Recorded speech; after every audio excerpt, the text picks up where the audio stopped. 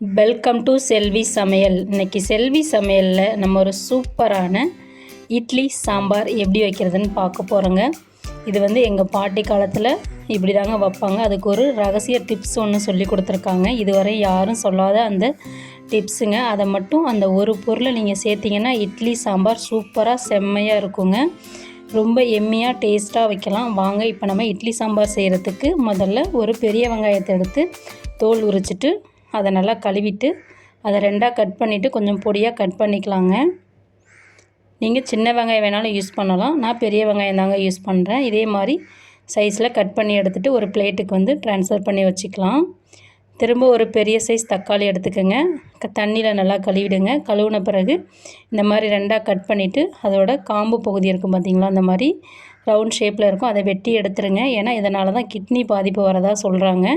அதை நான் படிச்சிருக்கேன். அதை உங்கள் கூட ஷேர் பண்ணிக்கிறேன். நீங்கள் இந்தமாரி செஞ்சிங்கன்னா இதே மாதிரி எடுத்துகிட்டு செய்யுங்க. நான் நீல வாக்கில் தக்காளியவும் கட் பண்ணி எடுத்து வச்சிட்டேங்க. இப்போ நான் ஒரு பெரிய சைஸ் கேரட் ஒரு 150 கிராம் எடை வரும். அந்த கேரட்டை தண்ணியில் நல்லா கழுவிட்டு தாங்க எடுத்திருக்கேன். நான் மேலே இருக்கிற தோலெல்லாம் சீவலை. நீங்கள் சீவாதியே வைங்க, நல்லது தான். தோலை சீவி தான் வைக்கணும் அப்படிங்கிற அவசியம்லாம் இல்லை சாம்பார் செய்கிறப்ப. இதோட அடிப்பகுதியும் நுனிப்பகுதியும் நமக்கு தேவையில்லை. அதை கட் பண்ணிக்கலாங்க. கட் பண்ணிவிட்டு நான் இன்றைக்கி நீல வாக்கில் தான் காய்கறி கட் பண்ணி போட போகிறேன். அதனால் இந்த மாதிரி ஸ்லைஸாக கட் பண்ணிக்கிங்க. கட் பண்ணிவிட்டு இந்த மாதிரி நீல வாக்கில் கட் பண்ணிக்கிங்க. இப்போ நம்ம கட் பண்ண கேரட் எடுத்து ஒரு பிளேட்டுக்கு ட்ரான்ஸ்ஃபர் பண்ணிக்கலாம். இப்போ நான் பீன்ஸ் எடுத்து வச்சுருக்கேங்க, ஒரு 10லேருந்து 12. அதில் இந்த மாதிரி உரிச்சிங்கன்னா நார் வரும். அதோட நுனிப்பகுதியவும் அடிப்பகுதியவும் இந்த மாதிரி செஞ்சிங்கன்னா நார் வருங்க. அந்த நாரை இந்த மாதிரி ஈஸியாக ரிமூவ் பண்ணிடலாம். நீங்கள் கத்தி வச்சு தான் வெட்டணும் அப்படிங்கிற அவசியம் கிடையாது. இதே மாதிரி கொஞ்சம் பெரிய சைஸாக ஒடிச்சு எடுத்துக்கோங்க. ஒரு சில நார் இருந்தால் இந்த மாதிரி ஒடிக்கிறப்ப வரும். என்னதில் நார் இல்லை, அதனால் வரல. இதே மாதிரி எல்லா பீன்ஸையும் கட் பண்ணி வச்சுட்டாங்க. இப்போ ஒரு 4 பச்சை மிளகா காரத்திற்காக நீல வாக்கில் கட் பண்ணி ஆட் பண்ணிக்கலாம். நம்ம எந்த ஒரு சாம்பார் பொடி எதுவுமே யூஸ் பண்ண போகிறதில்ல. காரத்திற்காக பச்சை மிளகா மட்டும்தாங்க யூஸ் பண்ணுவோம்.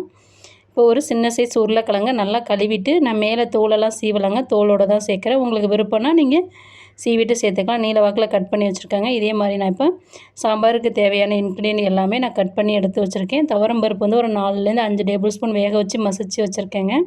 இப்போ வாங்க நம்ம சாம்பார் எப்படி வைக்கிறதுன்னு பார்த்துடலாம். அடுப்பு ஆன் பண்ணிவிட்டு அடுப்பில் ஒரு வானல் வச்சுக்கலாங்க.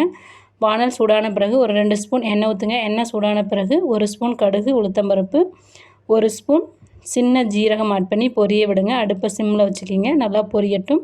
இப்போ 2 கொத்து கருவேப்பிலை ஆட் பண்ணிக்கிங்க. கருவேப்பிலை ஆட் பண்ணி கருவேப்பிலையை நல்லா பொரிய வைங்க. 4 பச்சை மிளகாய் நீல வாக்கில் கட் பண்ணி வச்சுருந்தோம் பார்த்திங்களா, காரத்திற்காக ஆட் பண்ணி அதையும் நல்லா வதக்குங்க.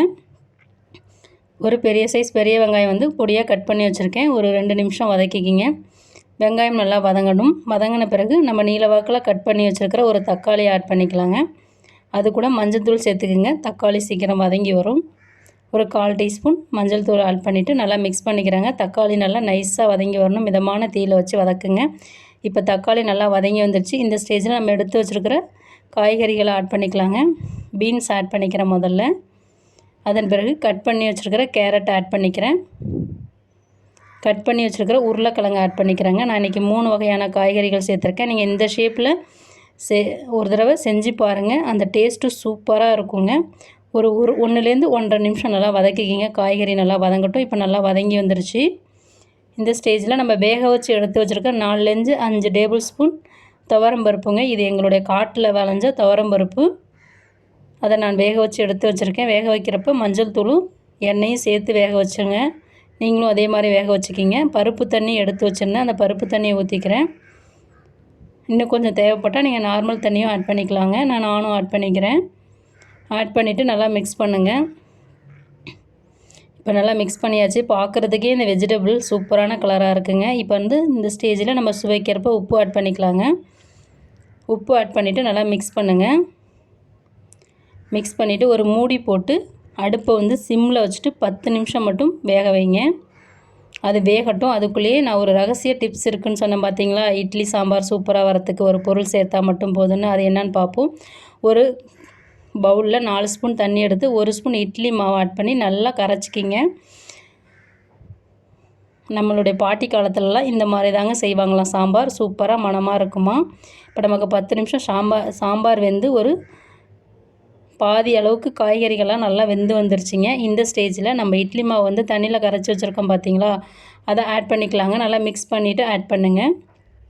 ரொம்ப புளிப்பு இல்லாத மாவாக இருக்கணும், புளிச்ச மாவாக ஆட் பண்ணக்கூடாது. இப்போ நான் மிக்ஸ் பண்ணிட்டேன். இப்போ நல்லா மிக்ஸ் பண்ணுங்கள். மிக்ஸ் பண்ணிவிட்டு ஒரு 2 நிமிஷம் நல்லா கொதிக்க விடுங்க. இப்போ கொதிக்கவும் நம்ம இட்லி மாவு சேர்க்கவும் நுரையாக வர மாதிரி இருக்குது. அந்த நுரை இல்லாத அளவுக்கு கொதிக்க விடுங்க ஒரு 2 நிமிஷம். காய்கறிகள்லாம் ஒரு 75% குக் ஆனால் போதுங்க. அப்போ தான் சாம்பார் சூப்பராக எம்மியாக இருக்குங்க. இந்த ட்ரிக்ஸை நீங்கள் ஃபாலோ பண்ணி ஒரு தடவை உங்கள் வீட்டில் செஞ்சு பாருங்கள். இப்போ ஒரு 2 நிமிஷம் நல்லா சாம்பார் கொதிச்சிருச்சு. இப்போ எல்லா வெஜிடபிளும் நல்லா வெந்துருச்சு. நம்ம கலந்த இட்லி மாவும் கொதிச்சு சாம்பாரோட ஒன்றா சேர்ந்துருச்சுங்க. இப்போ நமக்கு சூப்பரான சுவையான ரகசிய டிப்ஸோட இட்லி சாம்பார் வந்து தயாராகிடுச்சிங்க. நீங்களும் உங்கள் வீட்டில் இட்லிக்கு இந்த மாதிரி சாம்பார் செஞ்சு சாப்பிட்டு பார்த்துட்டு எப்படி இருந்ததுன்னு சொல்லுங்கள். நாங்கள் செஞ்சு சாப்பிட்டு பார்த்தோம், சூப்பராக இருந்தது. நம்ம சேனலை லைக் பண்ணுங்கள், ஷேர் பண்ணுங்கள், கமெண்ட் பண்ணுங்கள். Thank you very much. நெக்ஸ்ட் வீடியோவில் பார்ப்போம்.